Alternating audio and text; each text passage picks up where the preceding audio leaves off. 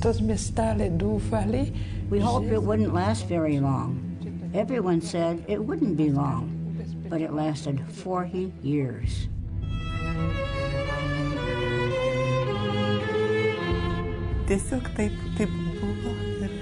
It won't be changed. It can't be erased. It is part of my history. The communists forced us to give up the habit and veil and live a secular life, but we tried our best to resist them.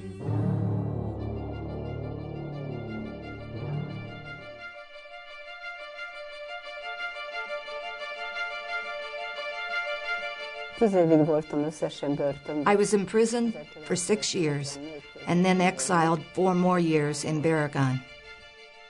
If anyone would have found these books in my apartment, I would have gone to trial and then to jail. My crime was that I allowed the priest to celebrate Mass in my office. For this, I was arrested. I was accused of being a spy of the Vatican and was imprisoned for 14 years. I spent 7 months in prison and then was transferred to Siberia, where I worked almost 4 years.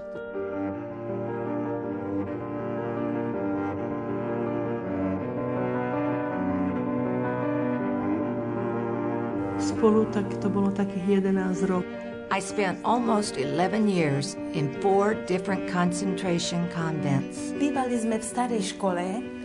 We lived in an old school without toilets, without bathrooms, without water. I was 20 years old when the suppression happened. I was taken to the Cistercian Abbey. There were more than 500 sisters from 18 congregations there. There were 35 sisters in the third group. They took us by bus into another town where we were sent to work in the fields. We lived in a building that belonged to the factory, 6 sisters to a room. In January, we used to wash the seeds in the river. We had to be on our knees for 8 hours in the water. In July 1962, the state confiscated our school. During the communist period, the Sisters' Chapel was turned into a gym. One by one, each sister was called to the communion rail where we had to sign a paper admitting we were a danger to the state. Then immediately we were taken from the chapel onto the trucks. In silence, we left our house and walked past the police to board the bus.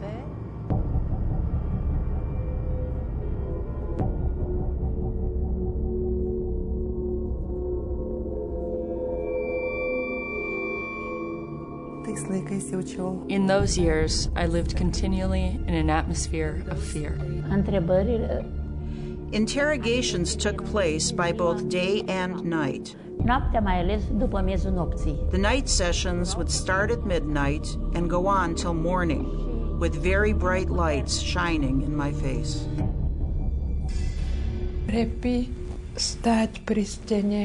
We often had to stand all night or had to march. Sometimes they hit our heads against the walls. We were often tortured physically and psychologically.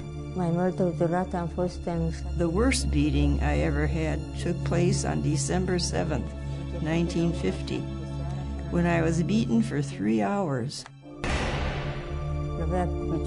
I was standing all this time with my hands out, and when they finished beating my hands, they started with my legs and my feet, hitting me with pieces of metal.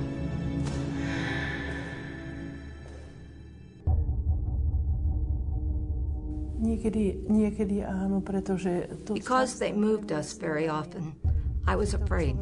I never knew what might happen next.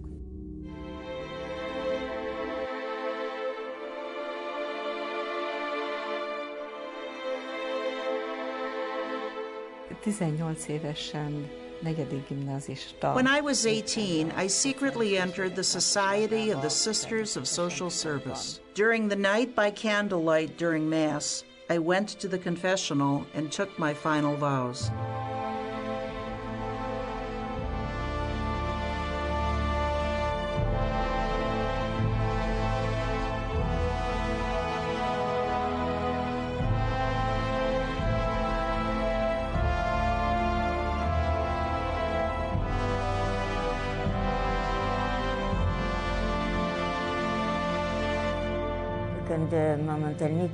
When I met one of my torturers again, I said, "Good evening" to him and put out my hand.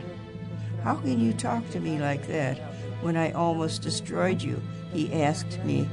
I said, "I never hated you. I've prayed for you all this time."